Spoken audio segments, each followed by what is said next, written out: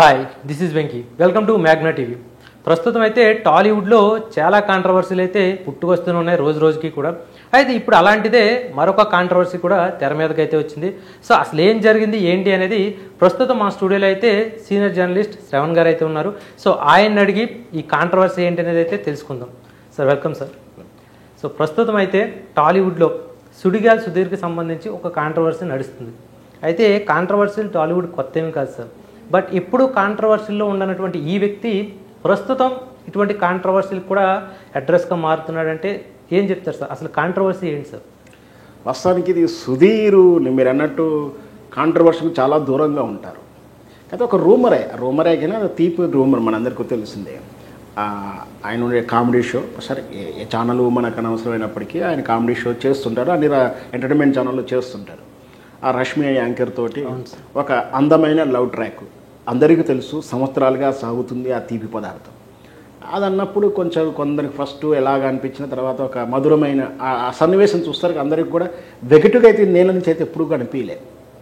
జబర్దస్త్లో కొన్ని వెగటు జోకులు అనిపించినా ఎప్పుడైతే సుధీరు రష్మి కాంబినేషన్లో జరుగుతున్నప్పుడు ఎప్పటికి కూడా హద్దు మీరకుండా సెటైర్ వేయట్లో మంచి జరుగుతూ ఉంది.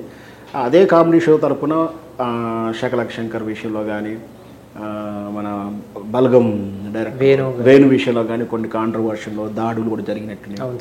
తర్వాత ఇకపోతే చాలా విషయాల్లో కాంట్రవర్షన్స్ వాళ్ళు వేసే సెటైర్ వల్ల పొలిటికల్ మీద వచ్చేటువంటి సెటైర్స్ వల్ల కొన్ని కాంట్రవర్సీ వస్తూ ఉన్నాయి, వివాదాలు జరుగుతున్నాయి. కొన్ని సందర్భంలో దాడులు జరిగాయి, కొన్ని సందర్భంలో వాళ్ళే అపోలోకి చెప్పారు. ఇది మాత్రం ఒక అనుకోకుండా ఒక అర్థాన్ని ఇచ్చినటువంటి సన్నివేశం.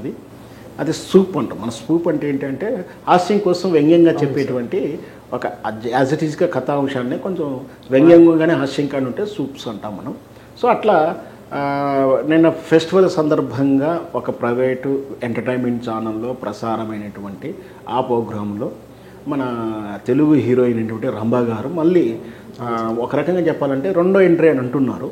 సరే సెకండరీ సరే ఏదైనా సరే ఎంట్రీ వస్తుందా అంత ముందు దూరం ఉందా అని మనకు అనవసరమైనప్పటికీ షోలో విశిష్ట అతిథిగా వచ్చింది. దాంతోపాటు జేడి చక్రవర్తి గారు కూడా వచ్చారు. సో ఆ సన్నివేశం ఆ ఎపిసోడ్ అంతా కూడా అద్యంతం ఆనందాన్ని ఇచ్చడానికో కామెడీ ఇవ్వడానికో ఏ డైరెక్టర్ అయినా కృషి చేస్తారో తప్పేం లేదు. సో ఒక్కొక్కసారి శృతి మించుతుంటుంది. అయితే ఈ హీరోయిన్గా వచ్చిన రంభగారి చిత్రంతాలో బావగారు బాగున్నారా సినిమాలో ఒక సన్నివేశాన్ని ఆధారంగా చేసుకొని రీక్రియేషన్ టైప్లో చేస్తూ దాన్ని సూపుగా చేసేసినట్టు.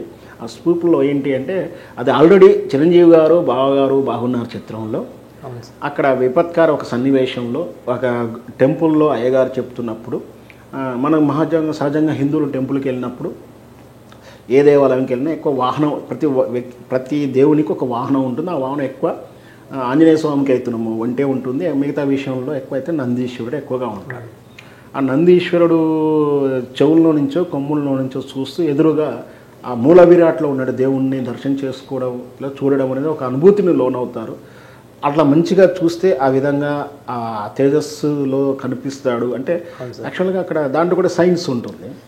ఇందులో ఏకాగ్రతగా చూసడం వల్ల ఆ దేవుడు కూడా అంత విశ్వరాంతరంగా కనిపిస్తారని కూడా ఆ చుట్టూ ఉన్నటువంటి ఆరా కూడా కనిపిస్తుందని ఆరా ఉంటుంది కదా, ఒక నమ్మకం. సరే ఏదైతేనే నమ్మకం చూసేవాళ్ళని బట్టి ఉంటుంది. సో ఆ ఉద్దేశంలో చిరంజీవి గారు అలా చూస్తున్నప్పుడు హీరోయిన్ ఎంట్రీగా రంభా గారు కనపడడం అనేది ఆ సినిమాలో సన్నివేశం. వాస్తవానికి అప్పుడు పెద్దగా దాని గురించి చర్చ ఎవరు చేయలేదు. ఆ రోజుల్లో దాని గురించి ఎవరు పట్టించుకునేంత కూడా లేక ఇప్పుడు మాత్రం హిందూ మనోభావాలని కానీ క్యాస్ట్ మనోభావాలు కానీ పార్టీ మనోభావాలు కానీ వర్గ మనోభావాలు కానీ ఊరు మనోభావాలు ఇట్లా రకరకాల మనోభావాల పేరు మీద ప్రతి ఒక్కరు కూడా అబ్జెక్షన్ చెప్తున్నారు. ఈవెన్స్ యుగాలుగా తరాలుగా మనం వాడుతున్న సామెతలు కూడా వాడుకోవడానికి వీలైన పొజిషన్లో మనం ఉన్నాం. సార్ నిజంగా కూడా వాళ్ళ వర్షన్ వాళ్ళ మనోభావం గౌరవించాలి సామెతల విషయంలో కూడా. సో ఇప్పుడు ఆ సన్నివేశాన్ని రీక్రియేషన్ చేస్తున్న సందర్భంగా సుధీర్ ఇక్కడ ఈ ఎపిసోడ్లో అందులో నుంచి చూస్తున్నప్పుడు నాకు రంభ కనిపించిన దేవతే కనిపించిందని ఆయన అనడం అట్లా హేళనగా ఉంది అని చెప్పి హిందూ సంఘాల నుంచి కానీ హిందూ ఫేస్బుక్లో సోషల్ ప్లాట్ఫామ్లో వాళ్ళు అభ్యంతరం చెలపడం అనేది జరుగుతూ ఉంది. సో ఇది స్టార్టింగ్లో ఉంది కాబట్టి కొంచెం వాళ్ళు ఇమ్మీడియట్ రియాక్ట్ అవుతే బాగుంటుంది. దాని నుంచి షో వాళ్ళు కానీ సుధీర్ కానీ ఏదన్నా వాళ్ళుగా సంజాయిస్తే దాన్ని సవరించుకోవడమో లేదా దాన్ని డిలీట్ చేసేసుకోవడం వాళ్ళు చెప్పుకుంటే బాగుంటుంది, ఇంతటితో ముగిసిపోతే బాగుంటుంది అనేది నా ఉద్దేశం. అంటే రీసెంట్గా చూస్తే సార్ టాలీవుడ్లో ఇటువంటివన్నీ కూడా ఎక్కువైపోతున్నాయి. అంటే తొందరలో నోరు జారడం, తర్వాత మళ్ళీ ఇదంతా కూడా ఇష్యూ అయిన తర్వాత వాళ్ళు అపాలజీ చెప్పడం అనేది ఎలా చూడొచ్చు సార్? గతంలో ఎంతకుముందు చెప్పినట్టు కూడా గతంలో అవేర్నెస్ తక్కువగా ఉండేది. ఒక వార్త చూడాలి అంటే, ఒక ఏదన్నా సన్నివేశం కానీ వార్తగా తెలియాలంటే ఏదో పేపర్లో వస్తూనో టీవీలో ఎక్కడో కనిపిస్తూనో, లేదా ఒక సినిమా తాలూకు సన్నివేశం అంటే ఇండివిజువల్గా చూస్తాడు, అక్కడ ఊర్లో చూస్తాడు, ఏమనిపించదు. కానీ ఇప్పుడు సోషల్ ప్లాట్ఫామ్స్ ఇచ్చిన తర్వాత ప్రతిదీ కూడా అరచేతిలో చూసుకుంటూ క్షణాల్లో, అంటే ఎక్కడో ఢిల్లీలో జరిగినా, ఎక్కడో మణిపూర్ అడవుల్లో జరిగినా, ఎక్కడో శ్రీలంకలో జరిగినా 5 నిమిషాలు కాదు 5 సెకండ్లో తెలిసిపోతుంది. అంటే అది మనోభావాలకు ఇష్టంగా ఉందా, మనోభావాలకు దూరంగా ఉందా ఒకటి. ఇక మనకు అది ఆల్రెడీ తెలుసు. సినిమాలు కూడా ఒక హీరో సినిమాని ఇంకో హీరో వాళ్ళు ట్రోల్ చేయడం, వాంటింగ్లు ఇవన్నీ జరుగుతున్న ధర్మంలో మాట్లాడుతున్నప్పుడు చాలా జాగ్రత్తగా మాట్లాడాలి. ప్రతి పదం అక్షరం పొదుపుగా వాడాలి. మనమే కాదు, మనకు అర్థమవుతుందనే కాదు, మన ఇష్టం వచ్చినట్టు మాట్లాడతాను కాకుండా ఎదుటి వాళ్ళు ఎలా రిసీవ్ చేసుకుంటారన్న దృక్పథంతో మాట్లాడుతూ ఉంటే ఇట్లాంటి సమస్యలు పుట్టుకరావు. ఈ మధ్యకాలంలో అట్లాంటివి ఎక్కువగా వస్తున్నాయి. ఇంకొకటి అయితే ప్రతిదీ కూడా వాళ్ళు కూడా మనోభావం దెబ్బతీరంగానే మీటింగ్లు పెట్టేసి ప్రెస్ మీట్ పెట్టి వాళ్ళు రచ్చ చేస్తూ ఉన్నారు. కాబట్టి మాట్లాడేటప్పుడు ప్రతి పదాన్ని ఆచితూచి, సామెతలైనా సరే, ఉన్న వాస్తవాలైనా సరే, అదే ఇది ఒక ఉదాహరణ చెప్పాలంటే రామాయణంలో కథ తీసుకొని నిజమే చెప్తున్నా అని చెప్పి మొన్న ఒకతను కూడా వివాదం చేశాడు అయ్యప్ప స్వామి మీద కూడా.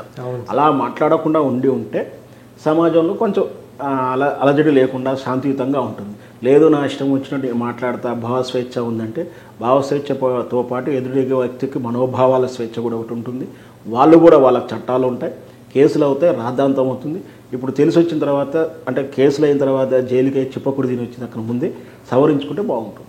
అంటే మేజర్గా సుడిగాలి సుధీర్ గారి విషయంలో చూస్తే ఆయన అంచెలంచెలుగా షోలు చేస్తూ జబర్దస్తులు ఇట్లా ఎదిగి ఉన్నటువంటి వ్యక్తి. అంటే ఆయన కింద స్థాయి నుంచి కూడా వెళ్ళారు. అయితే ఇప్పుడు ఇటువంటివి నోరు జారడం, మళ్ళీ ఆయన క్షమాపణ చెప్పడం, సో ఒకసారి ఆయన కూడా అబ్జర్వ్ చేసుకుంటే బెటర్గా ఉంటుంది అంటారు. వాస్తవానికి ఇక్కడ టెక్నికల్గా ఆలోచిస్తే ఆయన తప్పు లేదని కూడా మనం చెప్పొచ్చు. ఎందుకంటే అక్కడ స్క్రిప్టెడ్ స్టోరీ చేస్తూ ఉంటారు. ఆ సన్నివేశంలో ఆ డైరెక్టరో లేదా ప్రొడక్షన్ కంపెనీ వాళ్ళు సూచన మేరకు చేసి ఉండవచ్చు, లేదా ఈయనకే ఫ్రీడమ్ ఇచ్చి ఉండవచ్చు. అయితే బాధ్యత మాత్రం ఈయనదే ఉంటుంది. వాస్తవానికి అయితే ఇప్పుడు ఈయన స్క్రీన్ మీద కనిపిస్తుంది కాబట్టి ఎవరు రాస్తే చెప్పాడు అనేది కూడా ఎవరు అడగరు.